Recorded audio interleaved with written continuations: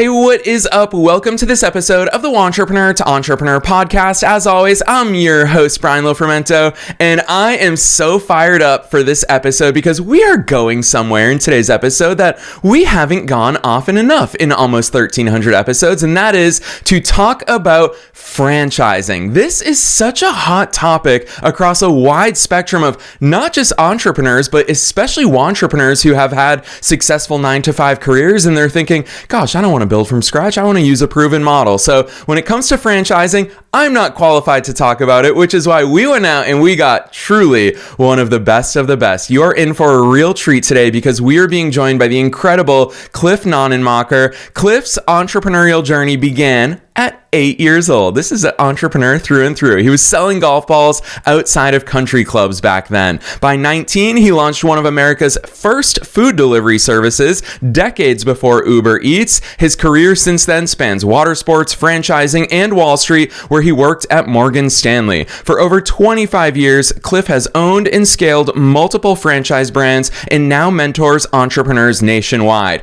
And just to show you how cemented he is in the space of franchising, he hosts the podcast Pursuit of Profit, which is franchising's top podcast, and he's the author of Beyond the Brand, the Entrepreneur's Guide to Fearless Franchising. Cliff, honestly, everything I've seen about him, we've been so excited to invite him on the show and super grateful that he accepted to come on because we're going to learn a lot from him today. So I'm not going to say anything else. Let's dive straight into my interview with Cliff Nonnenmacher.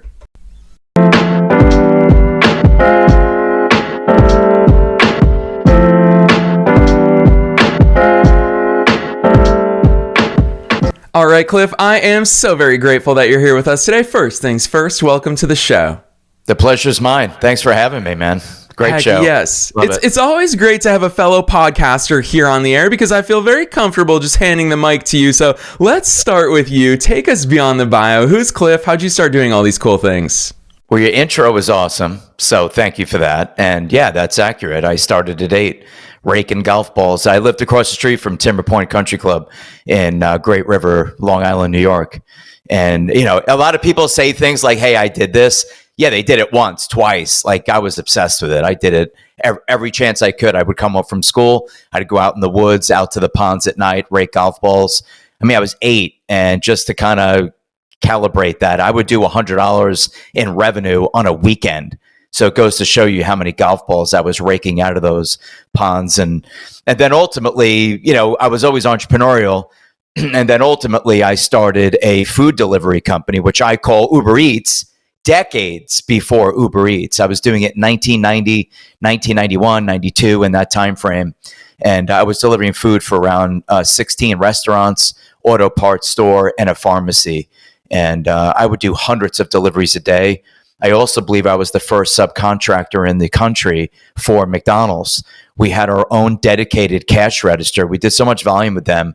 We did over 100 deliveries a day just for McDonald's on Marco Island. And for those listening that maybe don't know Marco Island, it's an island just south of Naples, Florida.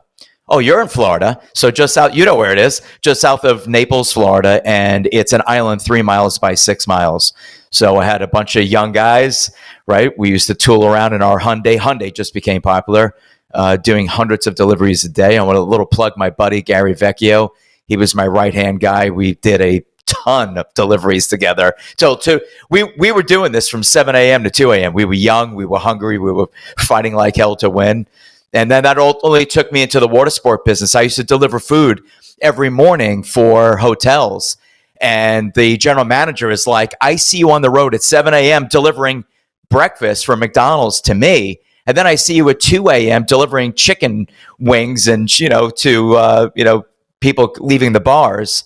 She's like, why don't you put in a bid for our water sport concession? So I ended up taking over beach concessions on the Gulf of Mexico for the Hilton Grand Vacation, expanded up to LBI, New Jersey, and then continued expanding my brands. I bought video stores and I distributed the Fun Noodle, which is that polyneoprene tube. I actually distributed that nationally because the manufacturer only wanted to sell retail through big box.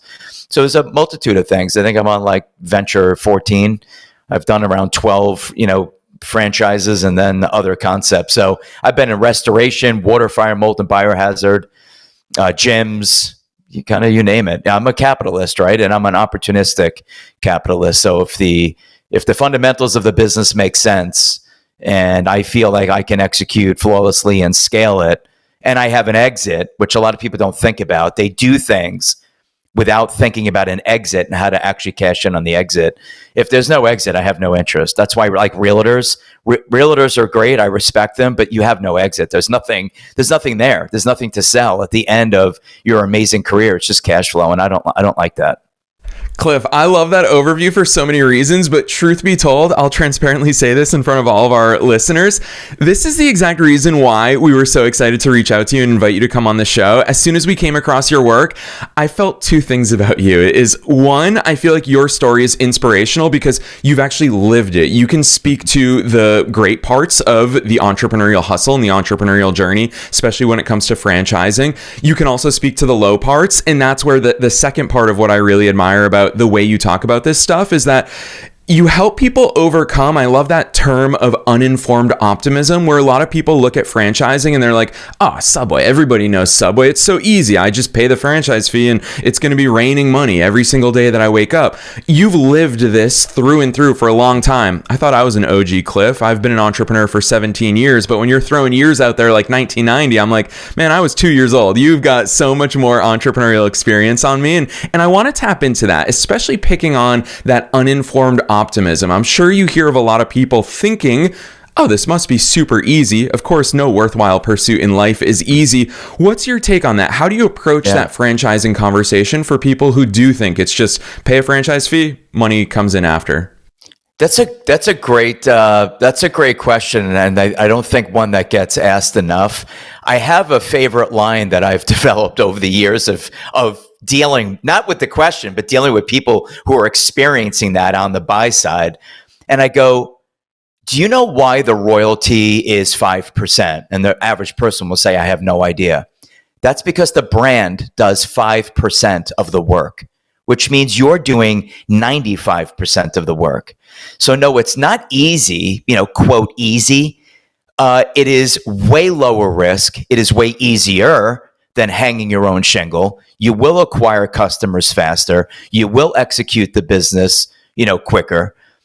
You will be able to scale it quicker. You will be able to retain employees and build your brand. There's no doubt about it. I think franchising, to sum that up, is probably the single greatest methodology of creating wealth that has ever existed in this country. I don't think there is anything better as a business methodology than franchising. And one of the reasons why, and you kind of touched on it a minute ago, if let's just say that the listener is just an average person, it's an average listener. It's like, I'm not exceptional, I'm average. Okay, I'm average. So it's like, can an average person create insane wealth by becoming a franchisee? And the answer is absolutely yes.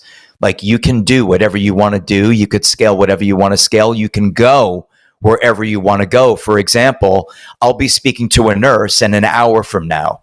And it's like, what do you want to do? And the answer is always home care. Why? Because that's what I know. Can you imagine, like, it's like an actor, and a lot of people do this. So please listen to what I'm saying. It's one of the biggest issues that I have to deal with. So if a nurse is typecasted like an actor to only the role of nursing, the way Jim Carrey is only assigned the role of comedy, it's like, this is as good as it gets for you. Like, that's it. You will forever just be, let's say, a nurse, or you'll forever just be, a mechanic, or you're only going to be someone that sells retail clothing at a big box retailer. No. Franchising will allow you to go anywhere you want to go. And I always exaggerate the point by saying, you and I, right now, I am not a doctor, and I don't know if you are, but let's just assume you're not. You and I right now can own an urgent care franchise anywhere in America and scale that thing. You and I can't speak to patients, but you and I can own it. We can hire physicians and they can care for the patients, and you and I can open up location 2, location 3, and build a medical empire with 0 college, 0 medical degree. That is the power of franchising. What are your investment objectives?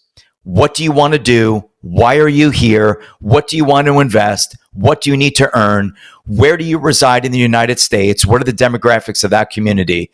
Right? What's your why, as that famous line goes? What is your why? Why are you here? But for the love of God, do not come to us saying I am limited to the upside of only the career that I chose or only the degree that I have. It's crazy. It's insanity.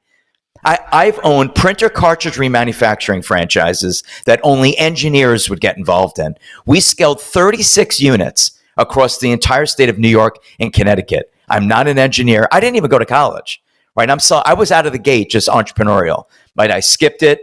I subscribed to Goodwill Hunting. I got a better degree for $1.50 in late fees at the local library, right? I'm come from the street of entrepreneurship, not from a school of teaching it and not being able to do it. So no matter what I'm doing, I was involved in water, fire, mold, and biohazard. I have no background in any of that. So from printer cartridge remanufacturing to owning gyms, I don't have a degree in kinesiology. I am not a physical therapist. I'm not a personal trainer. That didn't stop me from owning multiple gyms and scaling it and having successful exits in literally everything that I've done.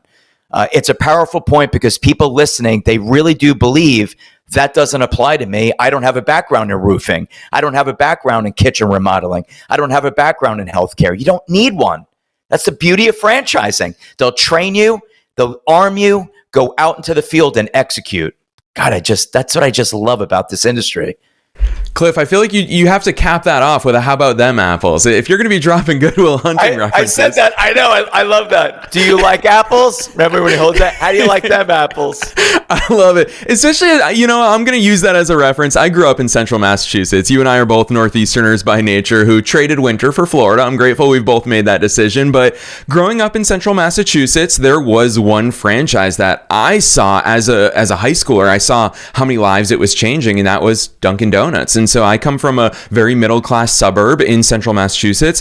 And Cliff, the first truly wealthy person that I witnessed I'll never forget, we drove past this mansion in the next town over, and I asked my parents, I was like, what does that person do to afford that? Nobody where I grew up has mansions like that.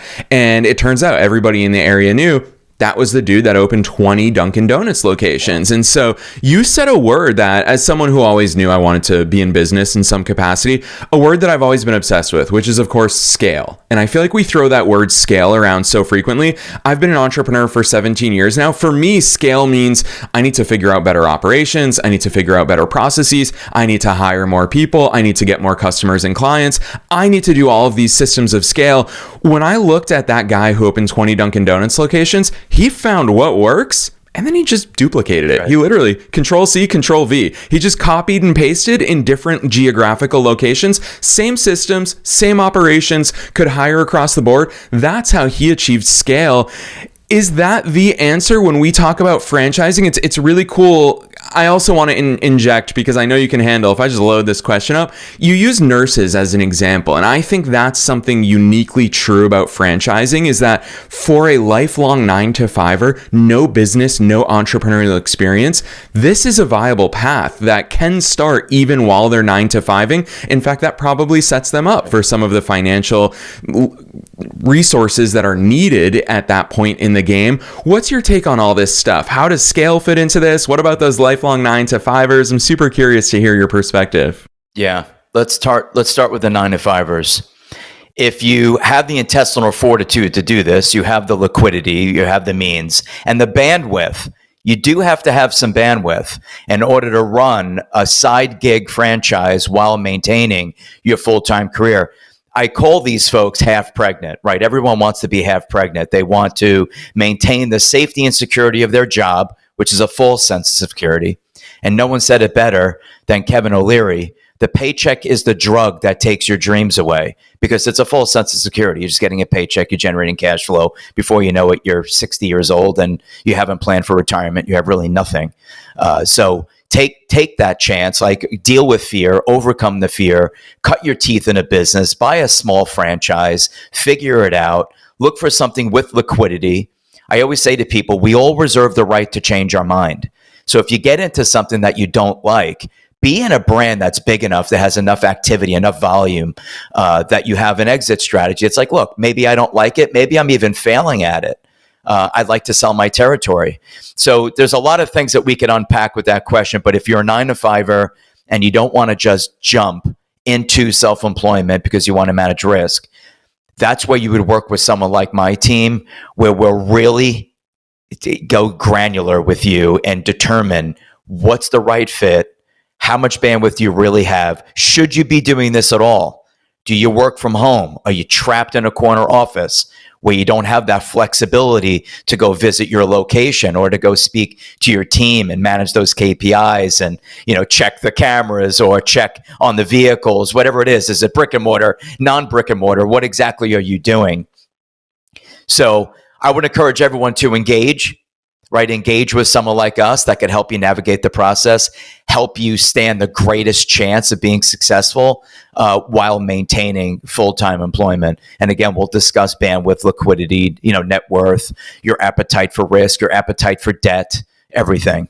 But you can do it. It's been done. I mean, we've all done it. I've done it. A bunch of people have done it. So it's not like, you're an outlier by having a full-time job and buying a side business. The key is going to be your manager. And we talk about that in my book, Beyond the Brand, which is over my shoulder. It's on Amazon. We talk about that, how to hire the right people, how to create that sticky relationship with them, how to possibly award equity to them, right? When we've been very successful managing businesses states away, by making sure that we hire the right people, create an environment that they feel like they're part of the profit sharing program, or we're awarding equity if they achieve certain milestones of development, things like that. So there are strategies that you can implement while you have a full-time job to make sure that your right-hand person is treating the business like you. As it relates to scaling, if I say mobile dog grooming right now out loud, like I did on your show, listeners are saying, I don't know how to groom dogs, therefore that's not an opportunity for me. Here's the key to scaling. It is impossible to scale anything if you're grooming dogs. It is impossible to scale anything if you, the franchisee, the owner, are making sandwiches. It's impossible to scale anything if you actually became an employee of your own organization. It's impossible. There is an amazing book written on this exact phenomenon, which is called The E-Myth by Michael Gerber. And Michael Gerber states that really all people do as business owners is buy themselves a job. And that's typically what I see.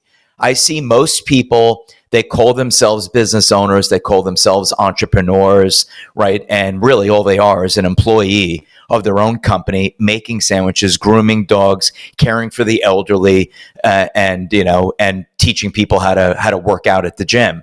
You have to, if you want to actually scale a business and build an empire, and here's the key, and if you actually want to build a business that does not rely on your day-to-day involvement, you have to step away and work on the business, not in the business. Very big difference. You have to work on it, not in it, and that will give you the ability to scale. Some of the worst advice ever given to people, and this advice was given intentionally, I believe, to keep people poor and suppressed. If you want something done right, do it yourself, is the most suppressing advice you could ever give another human being. What really changed for me decades ago, I'm aging myself, but decades ago, was a John Paul Getty quote that said, I would rather have 1% of 100 men than 100% of myself. And if you actually think about what I just said, you'll realize that buying a business does not mean you doing the work, right? If you want something done right, do it yourself. Absolutely not. It means you delegating, hiring key people for key positions, holding them accountable to execute your vision, your culture, your model, flawlessly in the community. So scaling is really working on it, not in it. Obviously, capital. And I could tell you, just sharing, I mean, we don't have enough time in the episode, but how to properly scale a business has everything to do with how you purchased location number one. Believe it or not. What debt did you bring to the table? Oh, no, I was told not to do any debt. I just paid cash for my first location. Oh, really? So how much cash do you have on the sidelines? Well, none of it. I put it all in my location number one. You will never scale to location number two. Why not? Because your powder is gone. There's no dry powder. Like, you're done. You took all of your cash, you said, and put it into location number one. What you should have done is nearly fully leverage location number one, keep your cash on the sidelines, get your P&L to break even to slightly profitable, start looking for location number two, approach the SBA for a second SBA loan to scale location number two. The SBA is going to ask you this question immediately. Do you have the 30-40% cash injection requirement? Yes, I do, because I kept my cash on the sidelines for the scalability of location number two. This one strategy, is where most people fall apart. They don't do it right from right out of the gate, location number one. Each time you scale a location, you must meet the SBA underwriting requirements for the cash injection. And the cash injection is usually 30% of the size of the deal. Using Dunkin' Donuts, these are, let's just use simple math, like $500,000. It's probably more like 600 grand. Use $500,000. That's 150,000 cash as a cash injection requirement for each location. The guy has done it 20 times. He knows the math formula to scale. It's wild. Cliff, nobody talks about this shit. That's the problem. Nobody talks about it. They talk high-level nonsense. They use a lot of acronyms, right? They like to use cliches and silly words. I listen to podcasts. They really offer nothing meaningful. It's just it's like a cheerleading session on podcasting. You know what I mean? It's like, no, get granular. How did you actually do it? How was it done? Give me the answers to the test. And that's where I think franchising is so powerful. It will give you the answers to the test. You just need to execute. But Cliff, I'm going to call you out here as being a different voice in this space because I feel like that answer right there revealed so much of your superpower in that you do remove emotion from it. I mean, you call it getting granular. What I'm really seeing is just such a emotionless, objective, quantitative approach to this that the numbers make sense. And I feel like I'll share this with you as obviously doing my research ahead of the fact that we reached out to you to invite you on the show. One thing that really stood out to us is Cliff seems pretty industry agnostic. It doesn't seem like this guy cares what type of franchise he opens other than opening the right franchise. And that right franchise can take on so many different shapes and sizes. And I feel like for us who we're not in the industry, Cliff, it's easy to have emotion play into it. It's easy to think about, oh, I love Chick-fil-A. You know, I'm going to look at a Chick-fil-A franchise. When I moved to Los Angeles, everything in LA is a smoothie shop. And that was the first time I thought about franchising. And I was like, I should open a smoothie shop because it's just what I saw. I didn't have that vantage point that you have in doing this so many times. And I got sucked into that emotional thought vacuum. And so hearing you talk about this, actually, I'd love to kick it back to you because I feel like we so frequently think about the big franchises when we talk about franchising. Subway, McDonald's, Chick-fil-A, like pick your poison here. You're throwing out so many different types of franchises, even in our short conversation today, that I would imagine it's opening a lot of people's eyes to the possibilities. Walk us through that because you're probably the first voice that's calling a lot of this stuff out for listeners. Yeah, so I am agnostic. I'm an entrepreneur, so it's not like I'm married to an industry. I like what works, and I like what is going to make my clients money, and I like what's going to protect them and allow them to achieve their investment objectives. It's refreshing to care. It's quite liberating to not be conflicted. You know, I call it being conflicted, right? I think my competitors have what I call commission breath. And when they're speaking, they're just trying to jam someone in a deal to get paid and move on. And I spent a lot of my career talking people out of doing things because they don't think it's the right fit. For example, food. At this moment right now, we're in 2025. We're ending it in Q4. You know, I'm really anti-food right now. So you're not hearing me talk about food. And the reason I don't talk about food is I believe in asymmetrical investing. That's my belief. And asymmetrical investing means low investment, high margin, right? Highly scalable, very fast break even, very few employees, limited to no inventory, recession resilience, no shiny new pennies. I want things that have proven to go through a housing crisis and come out the other side clean, things that have gone through recessions, and things that have come out the other side clean of COVID. If it checks those boxes, you have my attention. Does it pass the Amazon test? Yes, it does. It's an HVAC company, okay? Clearly passes the Amazon test. What about artificial intelligence?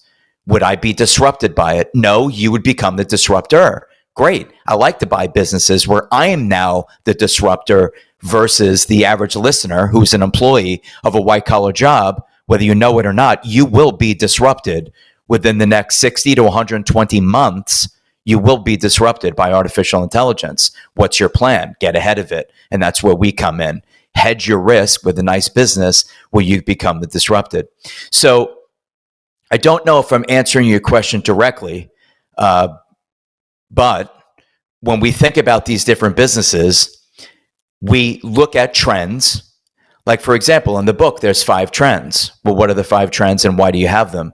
These 5 trends, we believe, have your longest runway to distance yourself from AI, quantum computing, and the disruption that's coming. And it's not even coming. It's here. They already have these humanoids dancing better than us. I mean, these things are insane. They're already preparing meals, these humanoids. I mean, Elon is making his Optimus humanoids. They're already manufacturing things. They're already preparing food. They're already doing tasks and chores around the house. It's coming. So it's going to happen, and soon you'll have one living in your house that will replace the average employee and so on. Here are the 5 trends that I think you and the listeners would benefit from greatly. Number 1, we call the category the feminization of men, and it is not to be political, and let me explain.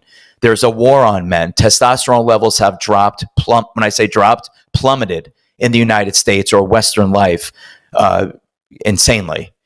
And sperm count has also dropped 50% in a male in the last, what does that mean? It means that there are franchises that are backfilling these issues in society. It also, while we feminize men, we told men largely, do not go to trade school, go to college, get a degree, forget the trades.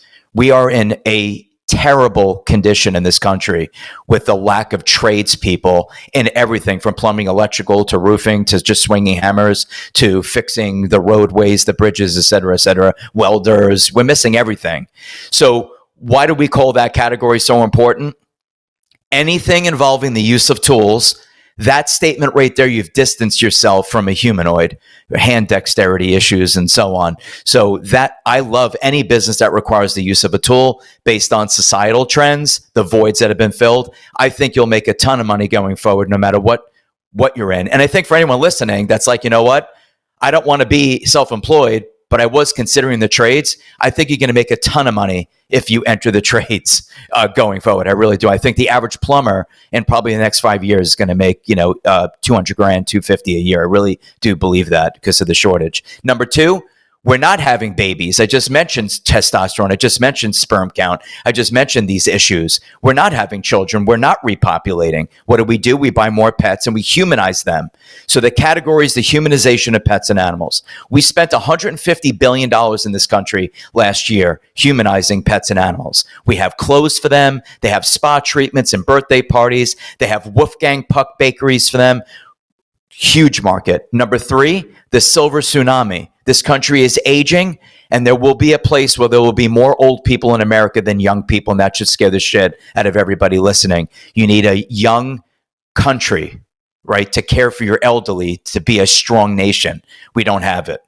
All right, we're aging, and the baby boomers are now reaching 65 and 70 at the clip of 10,000 per day, turning 65, 70 in this country.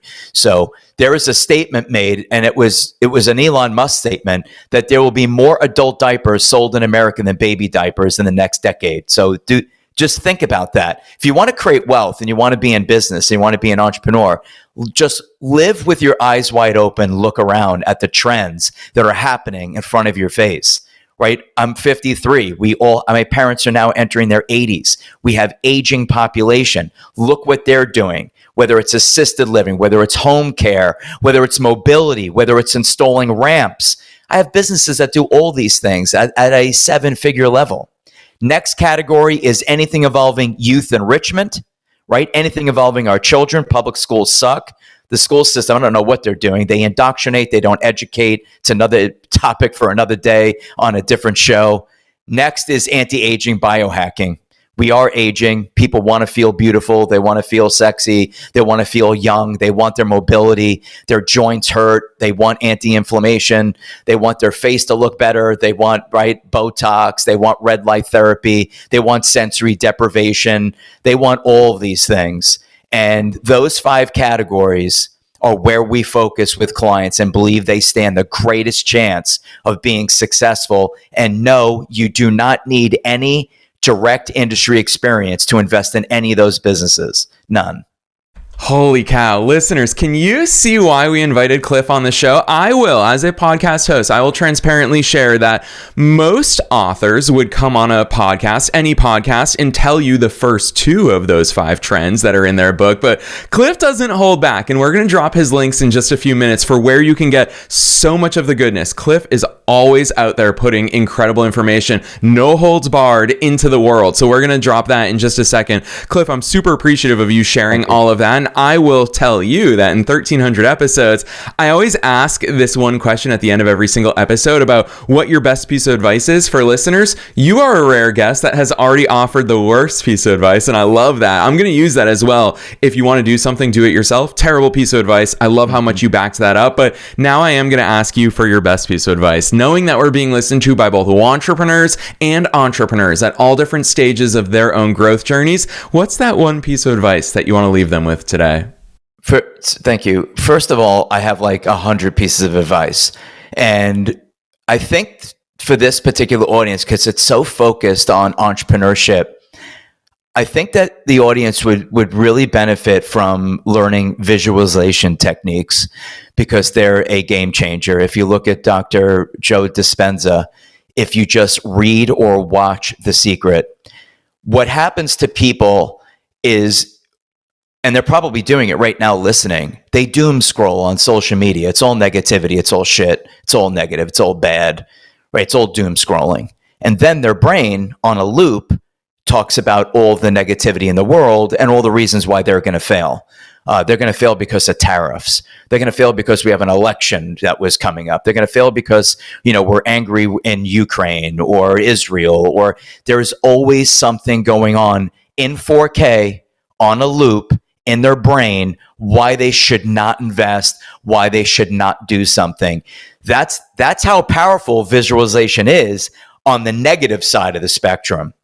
But if you just intersperse positivity, I'm going to be a billionaire, I'm going to be rich, visualize yourself on a yacht, visualize yourself living the life that you've dreamt of, visualize creating generational wealth for your children.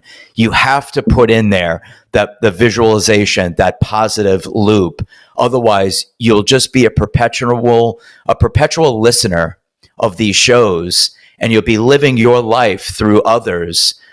You got to get out there. Visualization has been an insanely powerful technique for me. And it started with The Secret because it's easy. It was a book. And then I actually watched the movie, and I watched the movie often. I owned a form of business where I made every employee watch that movie because what you think about, you bring about, and thoughts become things. And I don't think the average person understands how powerful your thoughts are. And this is why, to suppress a nation, they said, do not count your chickens before they hatch. And they did that so that you do not visualize yourself creating wealth and become a better version of yourself.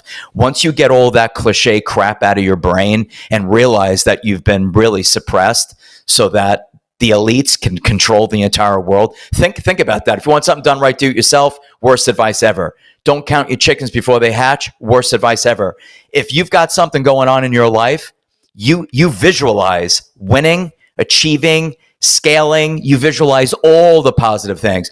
Everyone would say, I think I got the job. Shh, don't say that. Don't jinx it. No, it's the opposite of that. I got the job. I'm VP of development. I'm a CEO. Like, I got it. That's the power of visualization. Say it over and over and over and over again.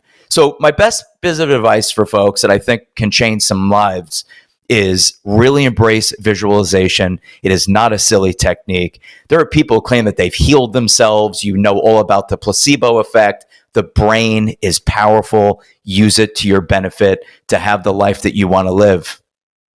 Cliff, it is not often that I, as a podcast host, get goosebumps, but hearing you give that advice, I'm not even asking, put me in the game, coach. I'm ready to just sprint onto the field. You got me going. So, gosh, I love that advice for our listeners. I'm going to clip that 100%. That's one of our promotional clips from today's episode. Cliff, I'm also super grateful, not only for you dropping so much wisdom here today, but all the ways that you do it, from your podcast to your book. Obviously, you help aspiring entrepreneurs and investors find and evaluate those right franchising opportunities for themselves. So you definitely owe us some links. I know that listeners are going to want a heck of a lot more goodness that you're putting out there. So drop those links on us. Where should listeners go from here? Franocity.com, FRANOCITY.com. If you've enjoyed this, the services are free. Nobody believes that. The services to you are free. We're compensated by the seller, never the buyer. So if you're working with me, my firm, we work for you for free. So there's no commitment. You sign nothing. I tell people you're not even buying anything. Just engage, learn, grow. Just get involved. Stop listening and engage, right? Franocity.com would probably be the best place for them to go. I hope that they've enjoyed this. And if they want to read the book, it's Beyond the Brand. It was a #1 new release. It still is right now while we're speaking on 10/28. 10/28? Yeah, 10/28. Go to Amazon. It's Beyond the Brand. It's a great book, and it gets granular. There's no fluff. The reviews are actually really good, and people recognize it. Like, this is not just another BS business book with cliches and nonsense and, kitten whiskers and lollipops. It's actually actionable, executable ideas. There's a whole chapter on fear, because you can learn all you want about business, but if you don't overcome fear, you're never going to go anywhere. And there's a whole chapter on fear, how to overcome fear, how to understand it, that it is biological. It's not emotional, and it is one of the most influential forces in your life and least discussed: fear. Yeah, so well said, Cliff. Listeners, you already know the drill. We're dropping a lot of links down below in the show notes for you. So if you're driving, if you're on the go, if you're in the shower listening to us, no worries. We are keeping track of all those links so you can click right on through. And hearing the way that Cliff works with people, this could be the link that changes your life. If you're one of those very few people, I will transparently share with you all, as a podcast host, I know how few people take action on things. We see all of our metrics. So I love when you all reach out to us, but very few people take action on things that they consume in life. Check the links in the show notes, because working with Cliff and his team truly can be that life-changing moment where you've heard Cliff I say this in the best possible way about you. Cliff doesn't care what you decide to do. He just wants to set you up for the right thing for you. And so feel free to check those links down below. Otherwise, Cliff, on behalf of myself and all the listeners worldwide, thanks so much for coming on the show today. Thank you for having me. I loved it. Thank you so much.